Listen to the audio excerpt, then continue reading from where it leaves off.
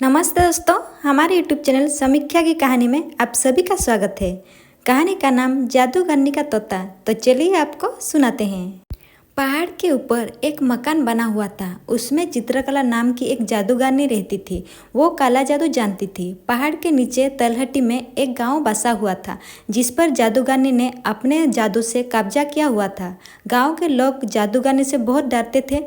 उन्हें पता था कि अगर जादूगरनी को गुस्सा आ गया तो अपने जादू से पूरे गांव को ख़त्म कर सकती है। इसीलिए गांव वाले जादूगरनी को खुश करने के लिए उसकी हर बात मानते थे। गांव वाले जितना भी कमाते थे उसका एक बड़ा हिस्सा जादूगरनी को देना पड़ता था। कई सदियों से यही परंपरा चली आ रही थी। गांव के लोग जवान से बूढ़े होकर मर जाते थे, लेकिन जादूगरनी हमेशा जवान और खूबसूरती बनी रहती थी। इसका राज कोई नहीं जानता था। इसी गांव के एक घर में राकेश नाम का एक बच्चा रहता था। उसके पिता खेत में काम करते करते चल बसे। पिता के मरने के बाद राकेश ने खेती का काम संभाल लिया, लेकिन जितना भी अनाज वो मेहनत करके उगाता था उसका एक बड़ा हिस्सा जादूगरनी को देना पड़ता था। एक दिन राकेश ने अपनी माँ से कहा, माँ, ऐसे तो हम कभी चैन से रह नहीं पाएंगे। इस जादूगरनी के कारण मेरे पिता की मृत्यु हो गई और अब मैं भी इसका गुलामी कर रहा हूँ। राकेश की माँ ने कहा, बेटा, तुझसे पहले भी कई लोगों ने जादूगरनी का विरोध किया, लेकिन उसने अपने जादू से सबको मार डाला। हम कुछ नहीं कर सकते हैं। राकेश ने माँ की बात को बीच में काट कर पूछा, लेकिन माँ, कोई तो रास्ता होगा इस सब से बाहर निकलने का। राकेश की माँ बोली, बेटा, मेरी बात मानो, जैसा चल रहा है चलने दे। राकेश उस समय तो चुप हो जाता है, लेकिन उसके मन में जादूगरनी से गांव वालों को छुटकारा दिलाने की बात घर कर गई। राकेश अगले दिन से अपने खेत पर काम करने जाने लगा, लेकिन उसका मन काम से ज़्यादा जादूगरनी में लगा हुआ था। दोपहर को राकेश एक पेड़ के नीचे खाना खाने बैठा। वहीं उसके बराबर के खेत के दीनानंद चाचा भी खाना खा रहे थे।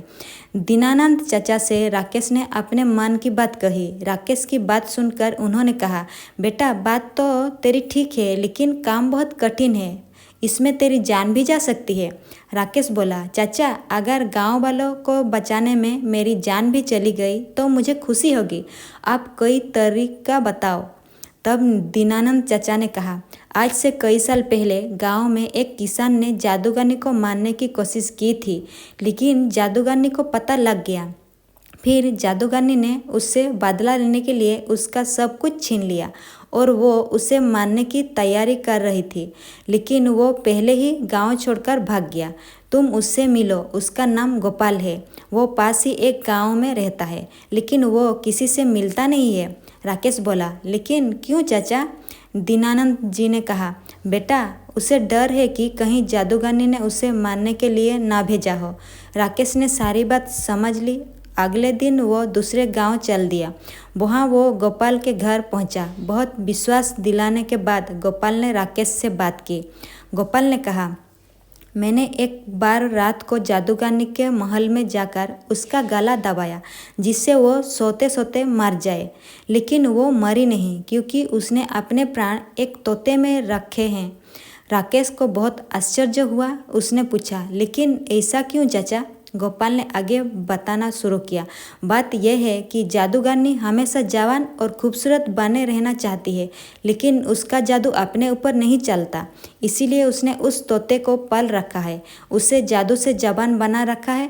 उसके अंदर जादूगरनी के प्राण है, इसीलिए वो भी जवान बनी रहती है। अगर कोई उस तोते को मार दे तो सब ठीक हो जाएगा। राकेश गोपाल से विदा लेकर अपने गांव वापस आ जाता है। रातों होते ही वो चुपचाप जादूगरनी के महल में पहुंच जाता है। वहां देखता है कि जादूगरनी सो रही है और उसके पास ही मेज पर एक पिंजरा था, जिसमें वो तोता था। राकेश तोते को हरी मिर्च खाने को देता है। तोता बहुत खुश हो जाता है। फिर राकेश उससे कहता है, तुम कब तक इस पिंजरे में रहोगे? तुम चाहो तो मैं तुम्हें आज़ाद कर सकता हूँ। तोता बोला, मुझे कोई भी इस कैद से बाहर नहीं निकल सकता। राकेश बोला, कोई तो रास्ता होगा। तोते ने कहा, अगर कोई मुझे मार दे तो मैं आज़ाद हो सकता हूँ। मैं मर गया तो जादूगरनी की जान चली जाएगी। उसकी जान जाते ही मैं दोबारा जिंदा हो जाऊँगा, क्योंकि मेरे अंदर दो जान है। राकेश ने पूछा, लेकिन तुम्हें कैसे मारा जाए जिससे तुम्हें तकलीफ ना हो?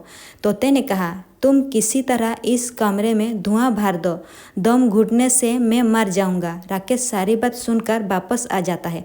अगली रात वो जाकर देखता है जादूगरनी सो रही है। वो अपने साथ कुछ लकड़ियाँ लाता है, उन्हें जलाकर खिड़की से अंदर फेंक देता है, फिर खिड़की बंद कर देता है।